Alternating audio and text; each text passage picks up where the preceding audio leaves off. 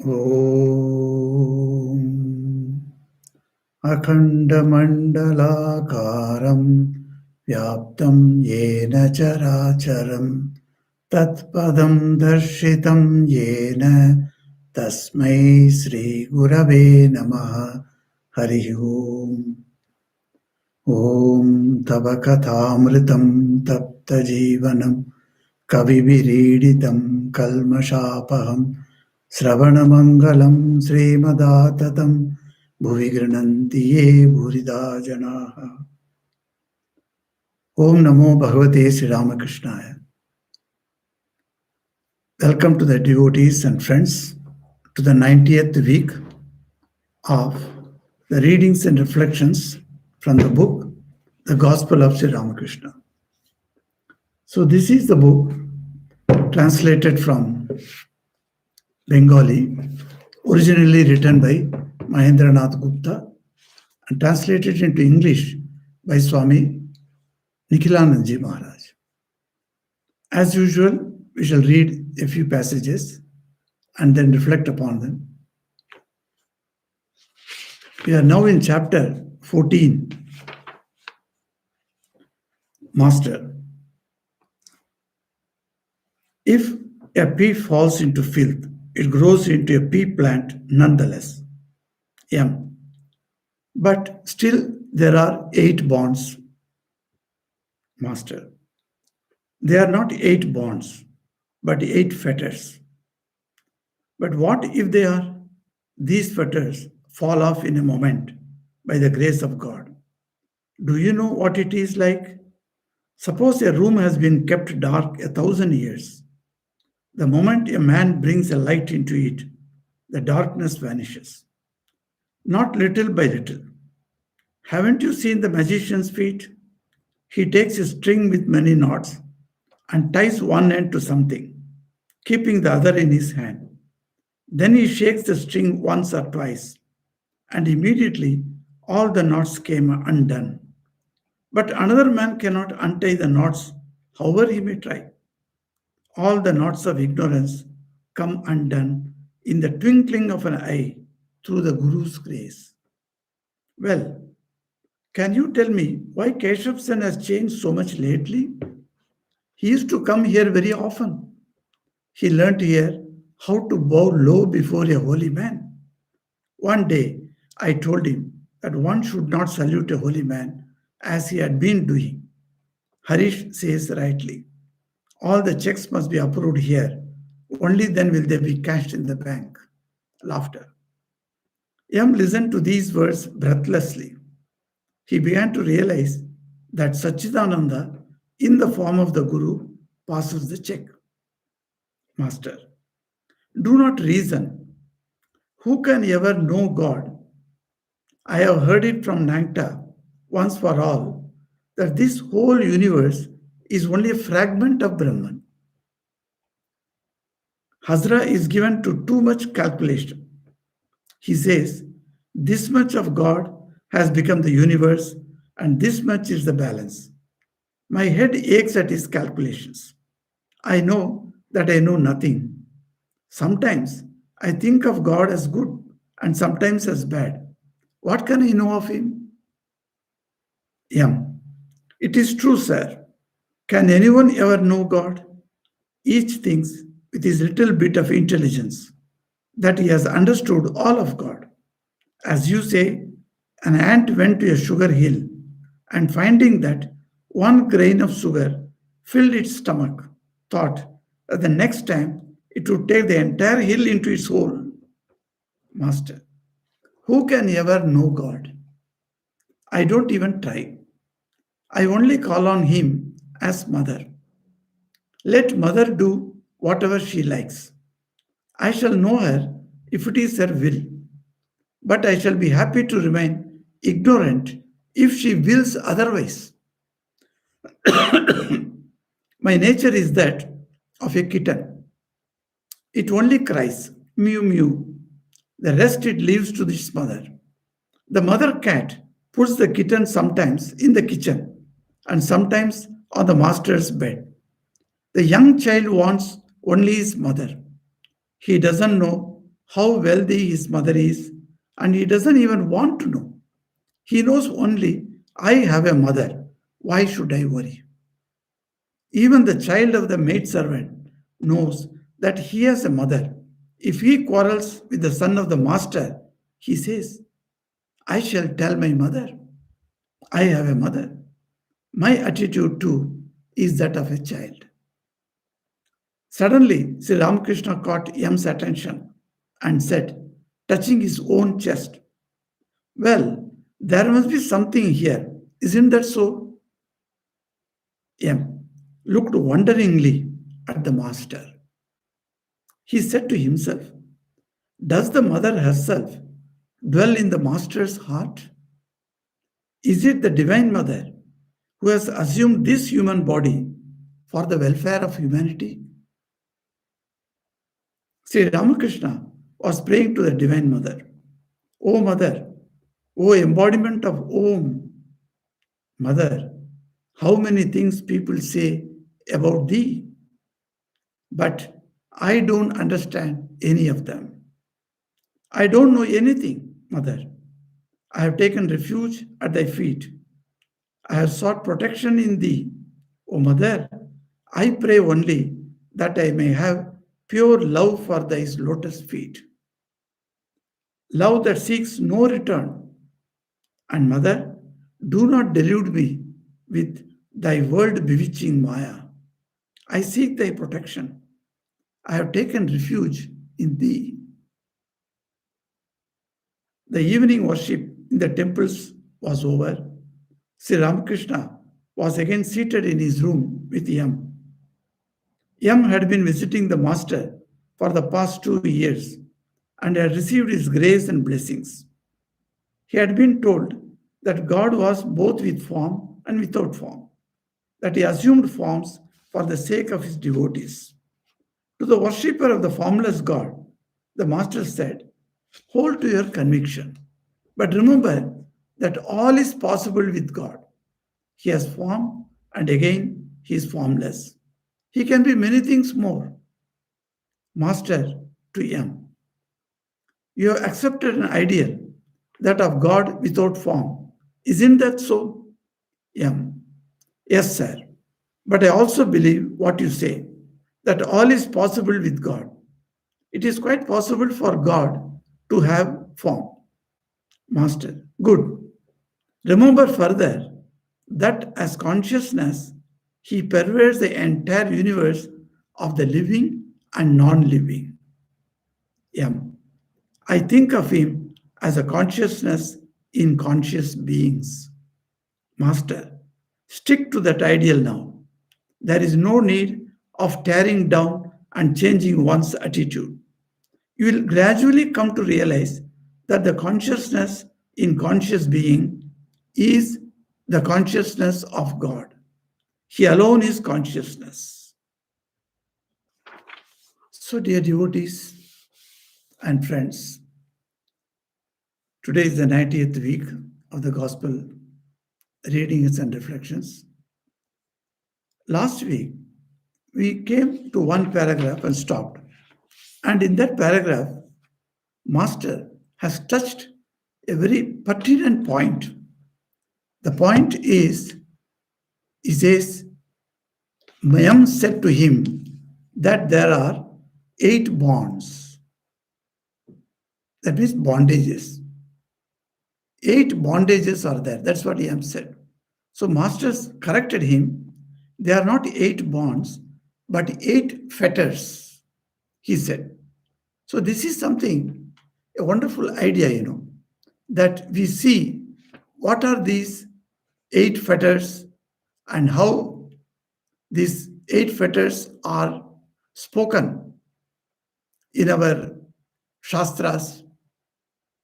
Because Sri Ramakrishna has heard about these 8 fetters from the great Pandits. So he knew that. So he says it's not bond, it is fetters. So it is in Sanskrit, the word used for 8 fetters is called Ashta pashas, 8 pasha. So pasha is the word, pasha is the word. So moha pasha, that also word is there. Maya pasha, that type of words also we use in our languages. So pasha means what it is. It is called fetter. What fetters does? Fetters is enclosing you. It makes a tight bond of you, and that is called it's called fetter. So fetter means is you put some chain in my hands, as the police do to the criminals, and you are kept. The two hands are kept together under a chain, and that chain is called fetter.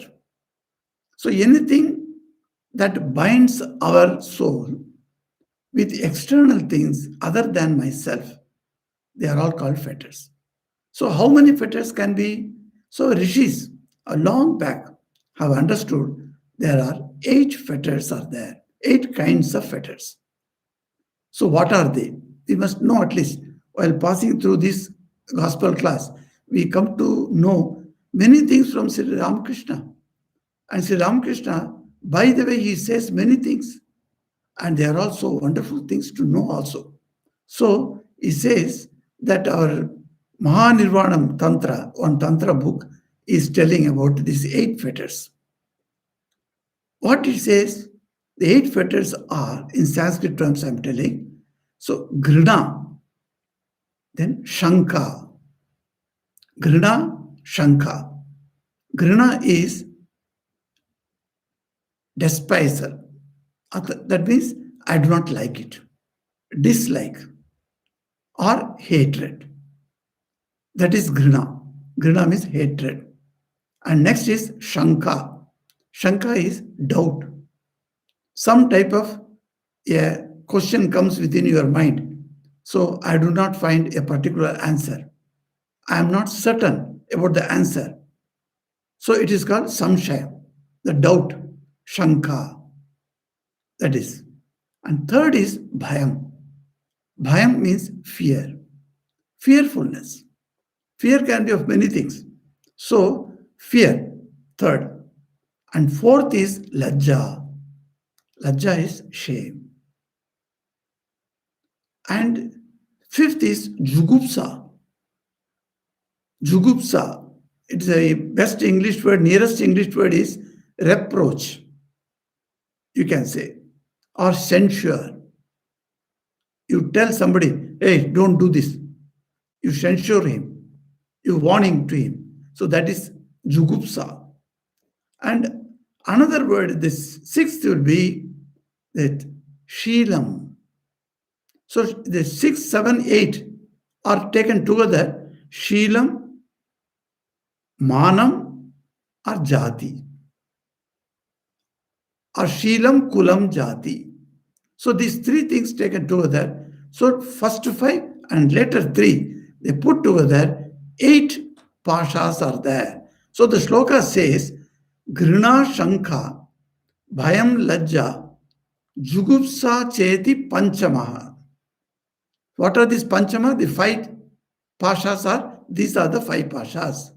Then it says the second line, Kulam Sheelam Cha Manam Cha Ashtav Pasha Prakirtitaha. It is declared by the sages that there are 8 pashas are there, 8 fetters are there. These 8 fetters are Grina, Shanka, Lajja, Bhaya, Jugupsa, Sheelam, Manam, and Jati.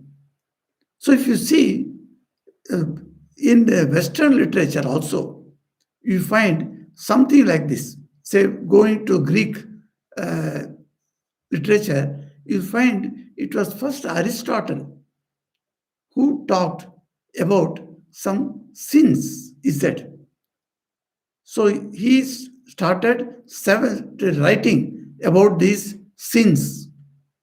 And he said that these sins are two-edged swords. At one end, these they may do good to you. At another end, they may be bad to you, he said. So Aristotle philosophy says he was a disciple of Plato, and Plato was disciple of Socrates. So today, in our passage, Sri Ramakrishna is exactly talking like Socrates. What did he say? Sri Ramakrishna says to Yam, he says, see, he says, I do not know anything. Like he says, I know that I know nothing. Exactly this is what Socrates said. Everybody went to Socrates, and told him, hey, Socrates, and the oracle has said, the wisest man in the world is Socrates. What do you say about that?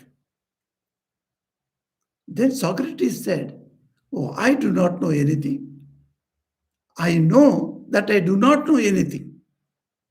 So Socrates used to say later to Plato that, look, he who knows that he knows not, he really knows. If you know that you know, then you do not know. If you know that you do not know, then you really know. So that is how Socrates used to put his words. So very intelligent man and very wise man also. Not only intelligent, wise man. So the wisdom was there. So Sri Ramakrishna had that wisdom. I know I do not know anything. This statement cannot come from anybody who has half studied scriptures. Even those who have studied full scriptures, they may get some of these things. So when you find that, then Gregory I, the Pope Gregory I, he first declared there are 7 cardinal sins in the life of a spiritual aspirant. So he told that everyone, that those who follow this uh, uh, Christianity must be aware of the uh, seven uh, sins. So they are called 7 deadly sins. And what are they 7 deadly sins? One is lust, then gluttony, that is greed, then sloth, then wrath, then envy, pride. These are the 7 sins, he said, one must avoid if you want to be spiritually evolved. So that Pope, it was Gregory I, he released this list of 7 sins. But this is in place of 7, these are called 7 vices. So it is against the 7 virtues. So 7 virtues also has been codified in Christianity. So they say, what are the 7 virtues? There's chastity, temperance, then charity, diligence, and then patience, kindness, and humility. These are the 7 virtues. As against these, 7 sins were talked. Actually, this was brought forward by one great a Christian monk. That monk was born and brought up in Constantinople, and he became a professor of theology. And he was there. At a young age, he became a professor. A very prodigious memory he had. He went, leaving Constantinople, he went to Jerusalem and became a monk there. His name was Evagrius Ponticus. In 4th century, he was living. This monk was a great writer and singer, as well as he could write lot of essays. So he codified certain rules. And in that way only Christianity developed these 7 deadly sins. Now, this Evagrius, he was such a great man, he put not 7, he put 8 evils actually. And he wrote there, these 8 evils, these 8 vices or 8 sins will bind the human to the world. The same idea, what our rishis have told years back, little yugas back. What did they say? Rishis say the same thing, that these 8 pashas are long back, they told, and Mahanirvana Tantra, it is coming. So now you see how this pasha can be a fetter. Each pasha can be a fetter to us. It is something wonderful it is. For instance, grina you take. How this grina, this simple thing we say the hatred. We say that we hate somebody. And why? Because we do not like. If people say that, say we do not like this man. If this man comes here, then this man will go away to another room. He won't be together. So the hatred is there. In the hatred, what happens? You start developing an idea that you are higher than that man. That man is lower than you.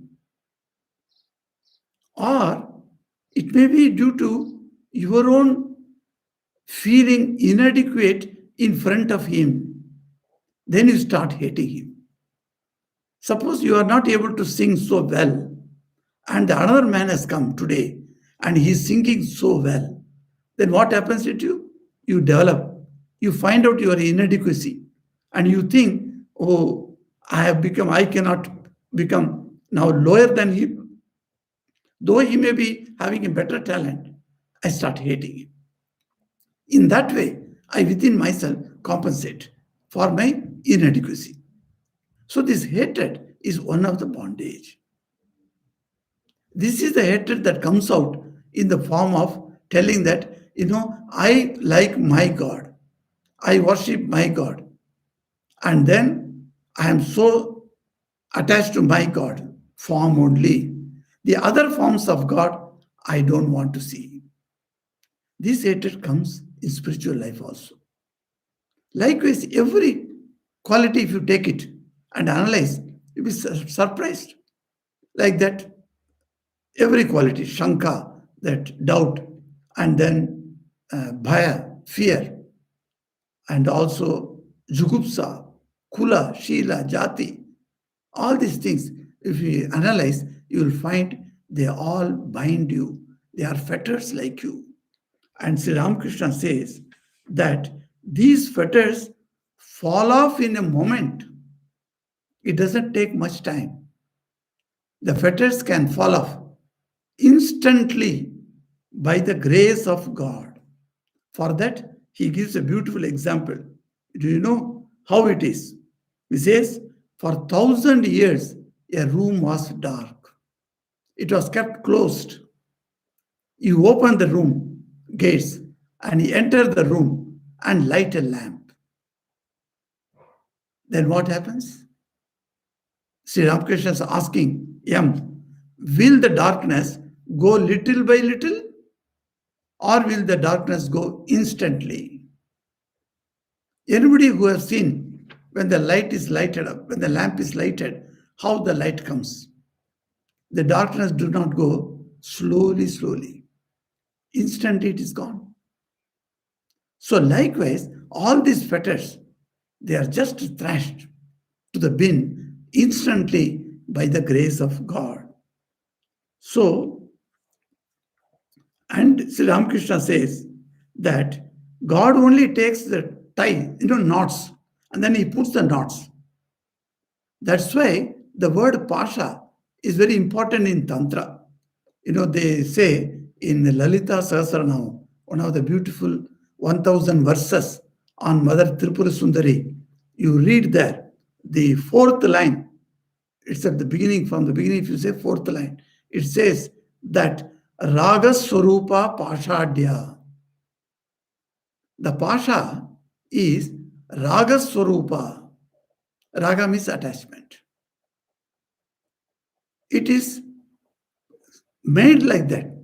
That attachment must come to you because that Pasha's Swarupa itself, its nature itself is to bind you, to put fetters to you, to keep you attached. That is what this Pasha. So, and then she says, while mother only gives this Pasha, this noose, she has got a noose. Even in Ganesha's pictures, you will find he has got four arms, and in back two arms, he has got in one hand the Pasha, and in another hand, he has got Ankusha. This also Ankusha is a beautiful word. So it's a goad. So Ankusha is there. Who uses the Ankusha? Ankusha is used by elephant, the controllers. They are called Mahut. In Indian language, it is called Mahut. So this Mahut sits over the elephant and he will guide the elephant. You turn left, you turn right. In horses, you have the reins. But in elephants, you can't put the reins, you see. So what the Mahut has got, the controller has got a goad. It's called Ankusha. With that Ankusha, he will dig on the, the head of the head portion of the elephant. And the elephant knows where he touches with that goad, what to do. That's how the elephant has been trained. So he knows exactly at the place he will put a thump, and that's how the elephant knows. So what is elephant? See, Ramakrishna says in another place, elephant is called mattakari, our mind. That is the elephant. So elephant is called mattakari. Mattakari means fully drunk. Our mind is like that, fully drunk. So how you will do that? With ankusha. You require ankusha because kari means elephant. Mattakari means fully drunken elephant. So a drunken elephant has to be controlled. Who is the Mahut? Mother herself is Mahut. She is the person who throws the noose, that pasha, and binds you. The 8 kinds of bondages she gives you. And she is holding the ankusha. And it says that raga swarupa pashadya, then krodhankarang kushos jala. She's shining, ujjala. And with that ankusha she is sitting. So if she wants, if you take surrender to her feet, then what mother does? She will remove all the bondages. With that ankusha, she will remove all the fetters from you. So this pasha and ankusha is a very great thing. In Devi Upasana, that's why in Tantra deals with these types of mental. Actually, some people say that Tantra, if you see, if a Hindu psychology, if you read, then you will have to be based mostly on Tantra and Sankhya and Yoga. These three put together, they give the basis of Hindu psychology. We had a Swami in America earlier, and he wrote many books, many lectures he gave on Hindu psychology. And he refers to that, how the Tantra Shastras were actually analyzing the mind at different situations. And they brought out the gist of how the mind can be kept under the control. That is the purpose of yoga. Yoga, chitta vritti nirodha. That is called yoga. So how the chitta vrittis, how the mind stuff can be kept under control. So for that, you need to study about mind. That means you must be an expert psychologist. So the psychology, Hindu psychology, is coming from these sources of Shastras. So here, Sri Ramakrishna talked about this, and he is telling to Yam that I do not know anything. This is something, is it not? I was searching for a Bengali song, which I found very interesting, that it is telling exactly as what Master says, and it goes in Master's words. The song that was sung by Kamalakant, and that song, that's what is exactly here. You see, here says, do not reason. Sri Ramakrishna says, who can ever know God? Is it possible to know God? He is infinite. And what is he? Is he or is he she? You do not know. And is it possible to know at all? Why do you worry about knowing all the details about God? He says, I am happy to be like a kitten. The mother cat comes and takes me and puts it in one place, either in the kitchen or in the temple or in the roof. It doesn't matter. Wherever mother keeps me, I am happily remaining. And I don't need to know the property of mother, how much the mother owns in this world, what is her bank account, how much deposit she has got. Do I need to know that? As a child, as a baby, I don't need to know those things. I am very happy because mother is taking care of me. If she does something good to me, very good. And if she does something bad to me, it doesn't matter. Because my mother only doing. So that's why he says, the mother cat puts the kitten sometimes in the kitchen or on the master's bed. This young child wants only his mother. I shall tell my mother, he says. And that too, that attitude, I like it, Sri Ramakrishna says. So Kamalakanta says in one of the beautiful says, and he says, by knowing what is she, or by not able to know what is she, I'm getting mad, Kamalakanta says. So he that song, I will tell you, a beautiful song, Shama Maki Amar Kalore. He starts like this, my mother Kali, is she actually black? That is the question he raises.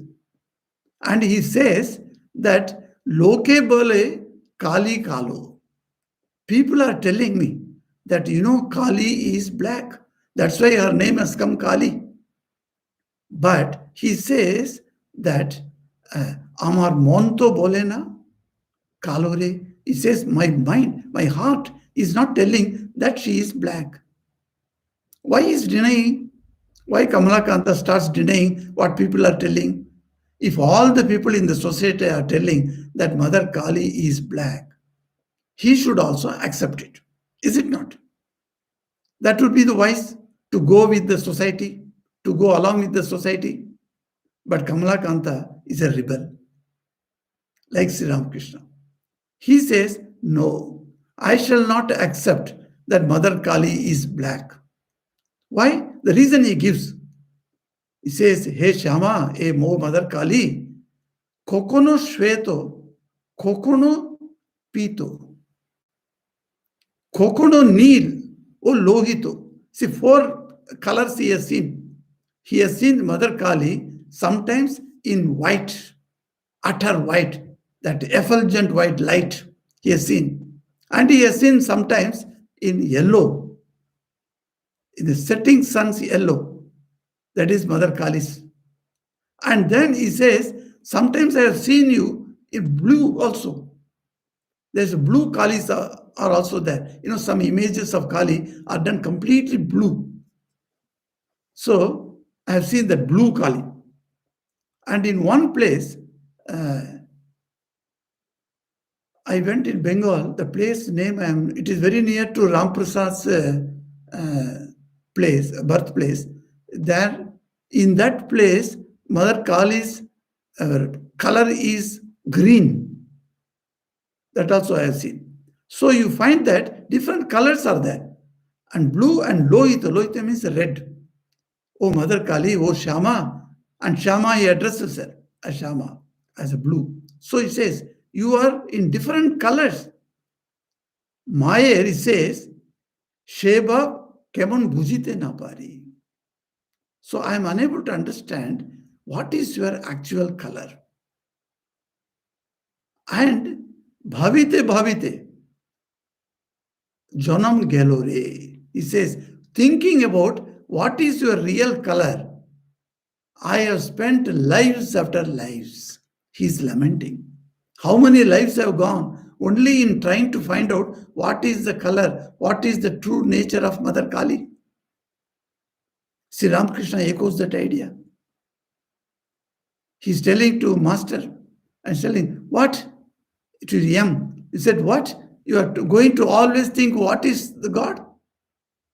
And take lot of scriptures and sit on your table and then see, this scripture says that, this scripture says that. Bring all the quotations in your notebook.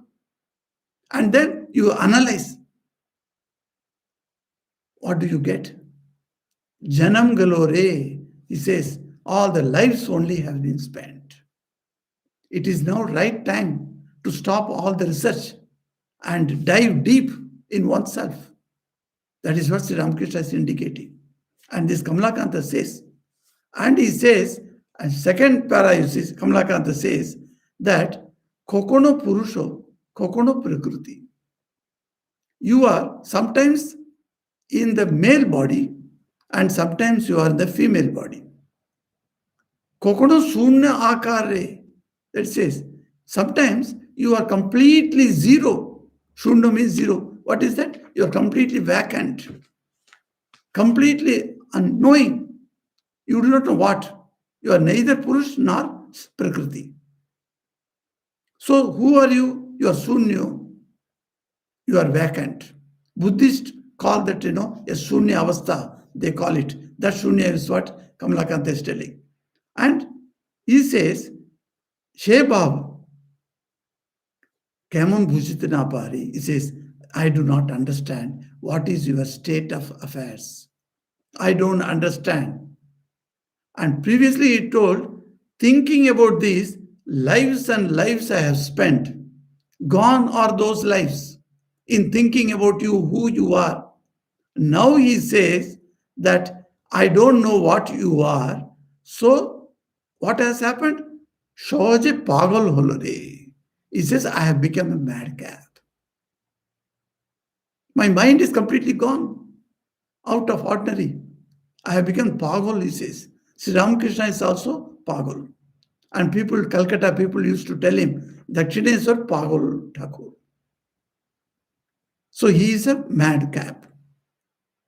And where he went mad, and Sri Ramakrishna makes fun with his disciples.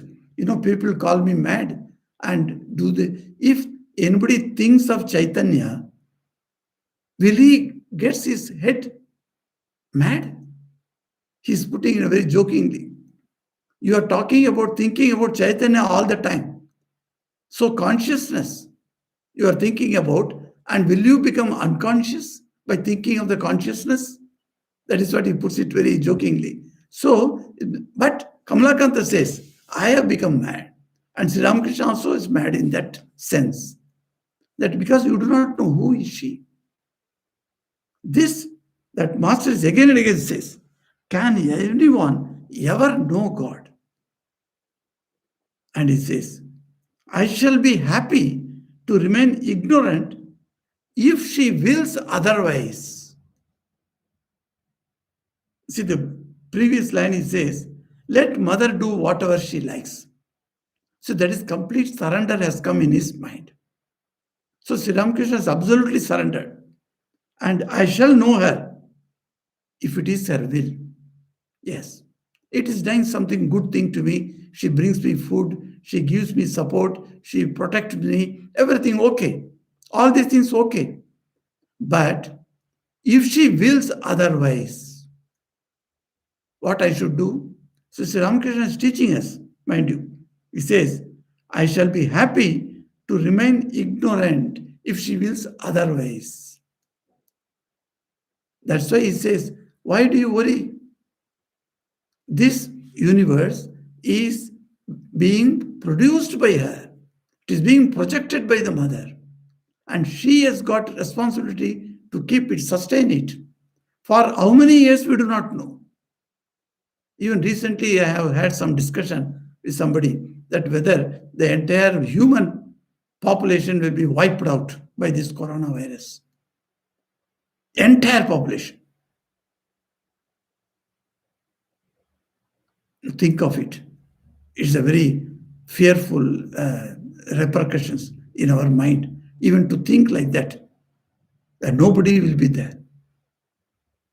But will the universe, if she wants, that she wants to destroy this universe, who can stop her? Have you ever thought the other point? There is another side to that. Swami Vivekananda says, at every shaking step, one universe is created, another universe is destroyed. If she takes one step and we are afraid, oh, what will happen? What will happen? It's good. Because of the Ashta Pashas, we are feeling like that.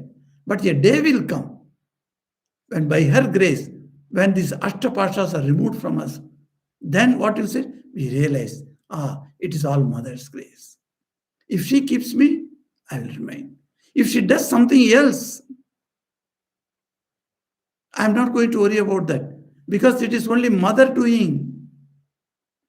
And am I different from the Mother? I have come from her womb. So let her do what she wants to do. In another place, Sri Ramakrishna says about his experience when he was going to Panchavati. So from his room he left and he was going to Panchavati to sit there and do meditation. And suddenly he saw a small baby on the road side, and suddenly she grew up to a young girl. She was so beautiful, very attractive. And Sri Ramakrishna was looking at her. And then that small baby grew into a young girl and she grew into a woman. And she was exceedingly beautiful, Sri Ramakrishna says. And then she delivered a child. Sri Ramakrishna's eyes saw. And she took the baby and fed milk. And then after feeding the baby, she took the baby in her hands and destroyed it. She ate it away. The whole thing, he says, the creation, sustenance, and dissolution, all the three at one go, Mother showed me. Just imagine. We don't get even one item of these three. Even what creation is being done, we only know half of that. We don't know the full science or the psychology of the full creation. And we think these children are mine. We do not know how we are maintaining it. And neither, if one by one dies also, we do not know how they die and when they die. We do not know. We don't have any control. People come into our life, stay with us, and go away. No control by us. But there is Mother, who is absolute control of the things. She can create at her will.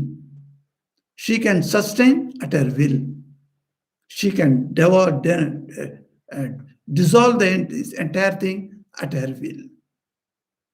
So at her will, it can be done.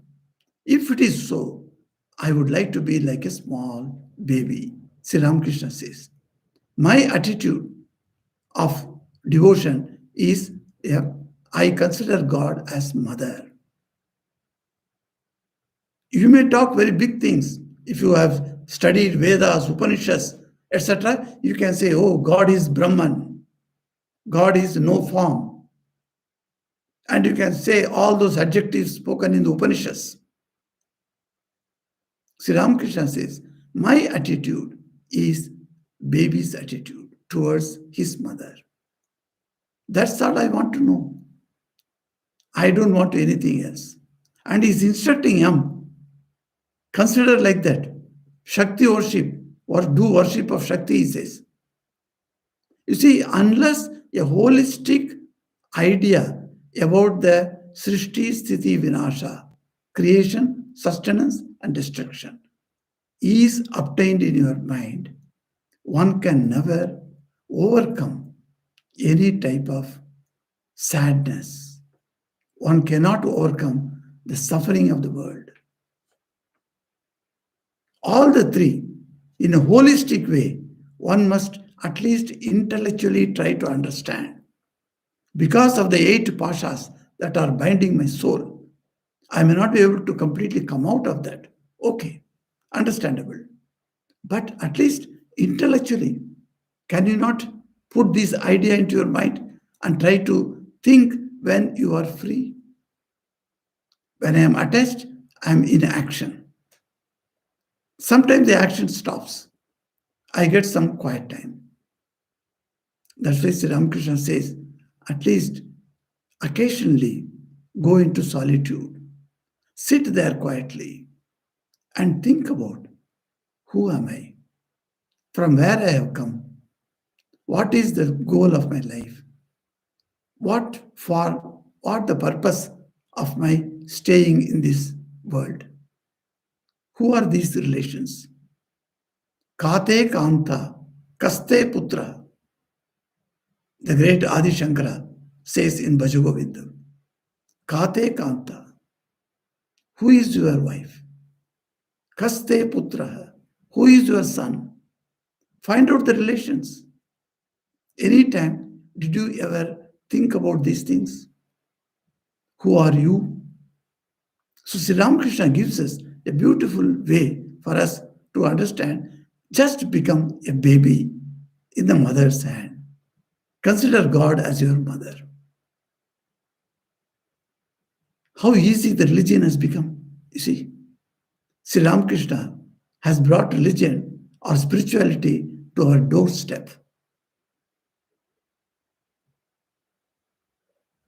And Shankara's writings also, you will see that though he was a Jnana Yogi and he had all these 8 pashas, how they can be broken at different places, he says the remedy for these types of attachment, bondages, etc. So you can see that.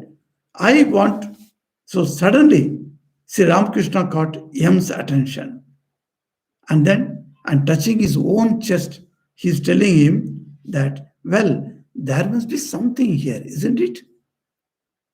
This question, very important question in Yam's life. And what Yam is thinking about that, Yam looked wonderingly at the master with great wonder eyes with wonder. So he's looking at him. And what Yam is thinking, he said to himself, does the mother herself dwell in the master's body? Is it the Divine Mother who has assumed this human form for the sake of the welfare of the humanity? How beautiful thought. Within a few years, only 2 years have gone. And within 2 years, Yam could understand Master in its true sense. That the Divine Mother is sitting in the heart of Sri Ramakrishna and guiding Sri Ramakrishna for the welfare of the society. What a beautiful thought. And Sri Ramakrishna was praying to Mother. And Yam has verbatim quoted here how Sri Ramakrishna prayed. And he says that, O Mother, O embodiment of Om, how many things people say about thee. You are yellow, you are green, you are white, Sheto, Kalo, everything. People speak about this. I don't understand any of them. Can you get that humility of Sri Ramakrishna? Can you get that? I don't understand any of them. I don't know anything, Mother. He says, I have taken refuge at thy feet. I have sought protection in thee, O Mother. I pray only that I may have pure love for thy lotus feet. I must have love for thy lotus feet. Nothing else I need. And then another thing, important thing he says, love that seeks no return. I want to love your lotus feet, but in place of my love, I don't want anything in return. Absolutely, I'm satisfied just by loving you. Swamiji asked in one place, there is Himalayas. You have gone to Himalayas and seeing the Himalayan mountains, snow-clad. Such a beautiful scenery. You take pictures, of course, and you stand there for quite some time. You just stop. Your ideas stop. Your mind stops. No thought. You just love that Himalayas. Swamiji says that when you love the Himalayas, Do you expect that Himalaya should do something in return to you? You don't re- expect any return from it. I love Himalayas for the sake of love only, not for anything else. I don't ask anything from Himalayas.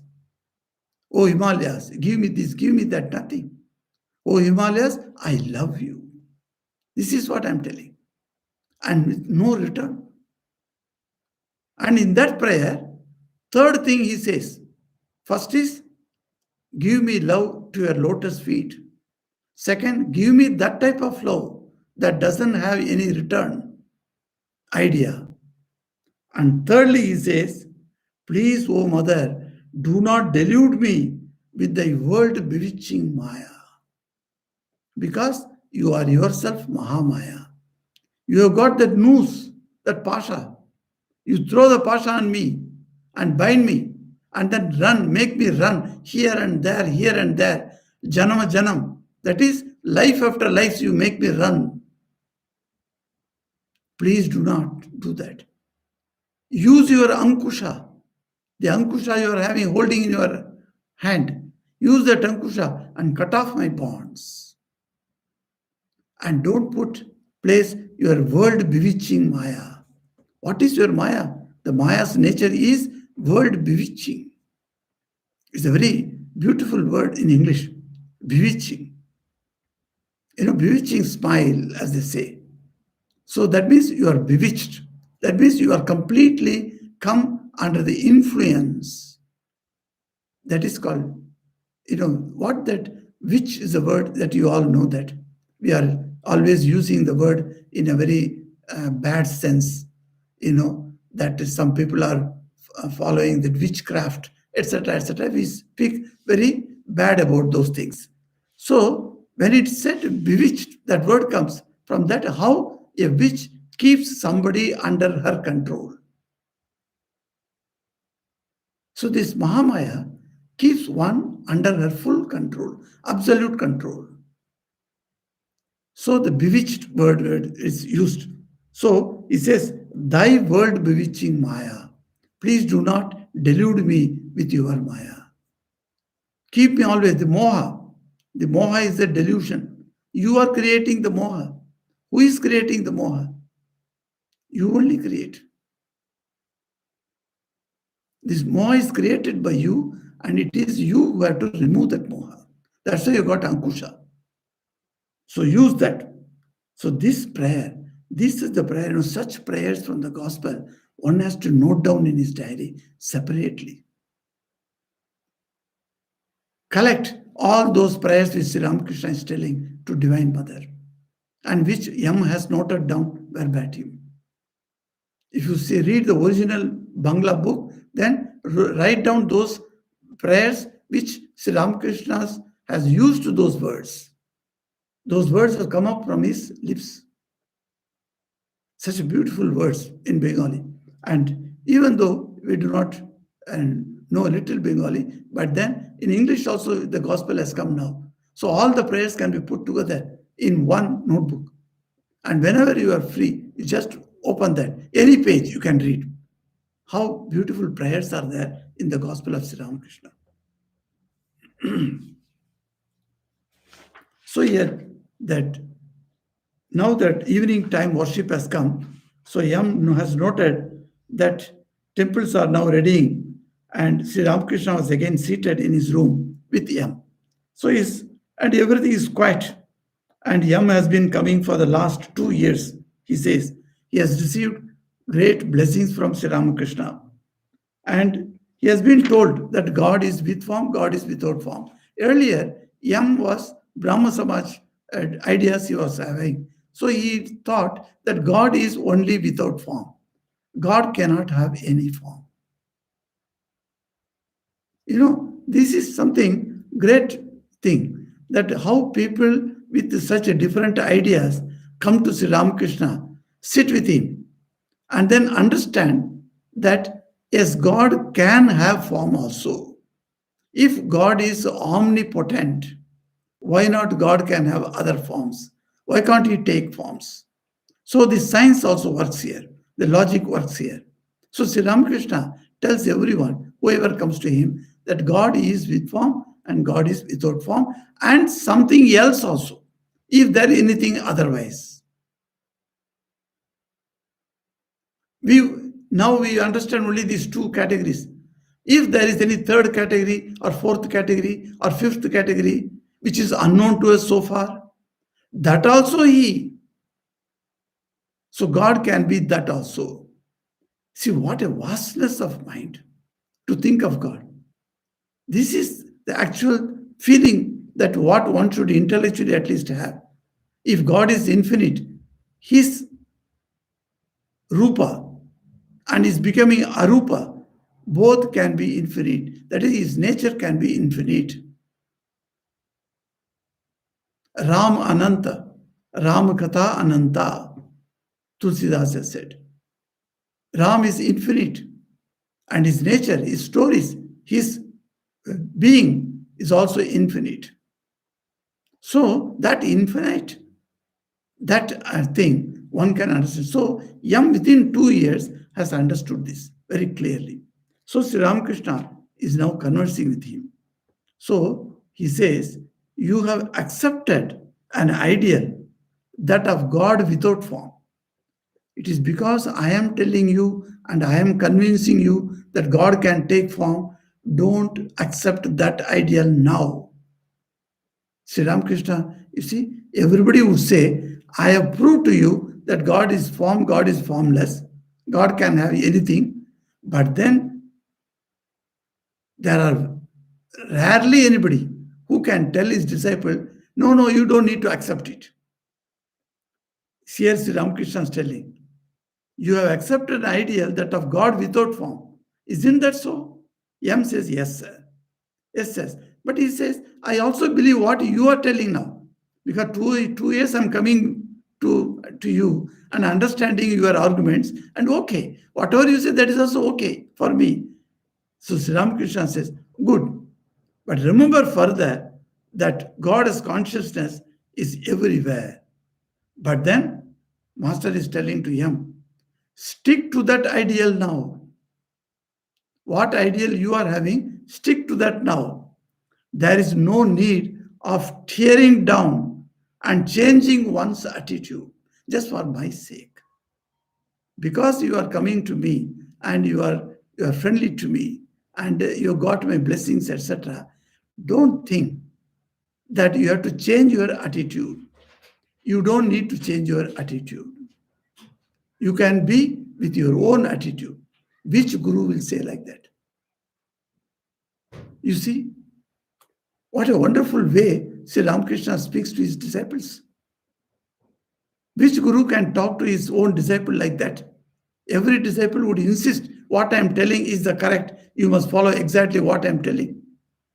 But here you see, Sri Ramakrishna telling him that stick to that your ideal. There is no need of tearing down and changing one's attitude. And he says, you will gradually come to realize.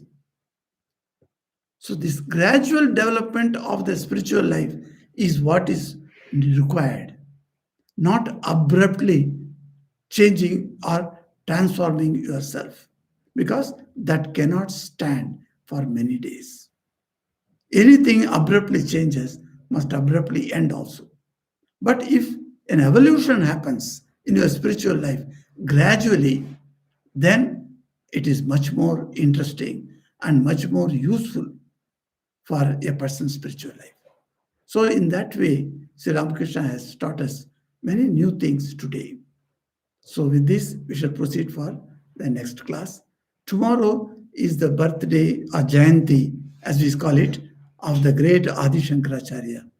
So, if you have time tomorrow, please read about him. Please read his stotras and whatever books you have got about him. Please try to know about him. It's wonderful to think about such a great soul whose lineage the Ramakrishna order is from.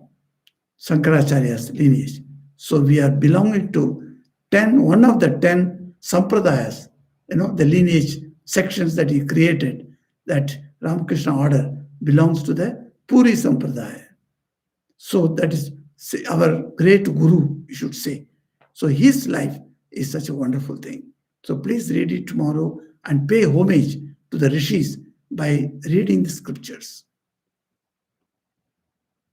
Om Niranjanam Nityam Anantarupam Bhaktanukampadrita Vigraham Vai Ishavataram Parameshamidhyam Tam Ramakrishnam Shirasa Namama. Om Shanti Shanti Shanti Hari Om Tat Sat Sri Ramakrishna Arpanamastu.